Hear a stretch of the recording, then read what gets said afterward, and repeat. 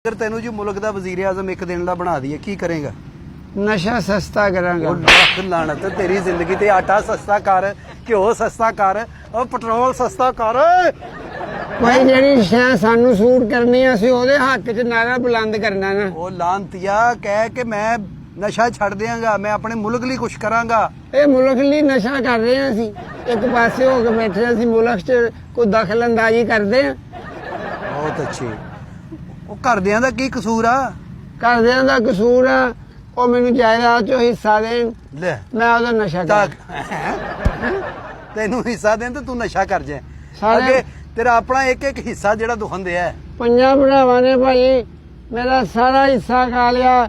ਮੈਂ ਗਵਰਨਮੈਂਟ ਅੱਗੇ ਅਪੀਲ ਕਰਦਾ ਮੈਨੂੰ ਉਹ ਹਿੱਸਾ ਲੈ ਕੇ ਦਿੱਤਾ ਜਾਵੇ, ਉਹ ਮੈਨੂੰ ਉਹ ਸਹੂਲਤਾਂ ਪ੍ਰੋਵਾਈਡ ਕਰਨ। ਇੱਥੋਂ ਮੈਡੀਕਲ ਸਟੋਰ ਬਹੁਤ ਦੂਰ ਆ, ਇੱਥੇ ਪਾਇਆ ਜਾਵੇ। ਲੈ ਯਾਰ ਮੇਰੀ ਗੱਲ ਸੁਣ, ਹਸਪੀਟਲ ਕਾਹਦੇ ਲਈ ਬਣੇ ਆ? ਜਿੰਨੇ ਪੈਸੇ ਲੱਗੇ ਮੈਂ ਲਾਵਾਂਗਾ, ਤੈਨੂੰ ਘਰ ਸਹੀ ਸਲਾਮਤ ਛੱਡ ਕੇ ਆਵਾਂਗਾ, ਤੇਰੀ ਸ਼ਾਦੀ ਵੀ ਕਰਾਂਗਾ, ਕਾਰੋਬਾਰ ਵੀ ਕਰਕੇ ਦਿਆਂਗਾ।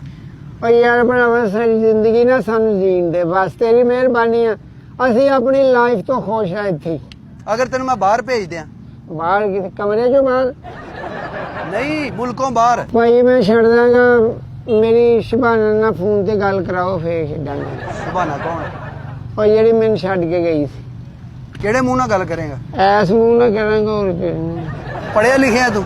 ਹਾਂਜੀ ਭਾਈ ਮੈਂ ਮੈਟ੍ਰਿਕ ਕੀਤਾ ਜੀ। ਤੇ ਮੈਟ੍ਰਿਕ ਕਰਕੇ ਹੈ ਕੀ ਕੀਤਾ ਤੂੰ? ਐਮਏ ਨੇ? ਉਹ ਭਾਈ ਨਾ ਮੈਨੂੰ ਛੱਡ ਦੇ। ਉਹ ਮੈਟ੍ਰਿਕ ਤੂੰ ਤੂੰ ਮੇਰਾ ਕਮੀਜ਼ ਨਵਾਂ ਨਵਾਂ ਬਹੁਤ ਅੱਛੇ ਅਕਾਲੀ ਲਿਆ ਤੂੰ, ਹਨਾ?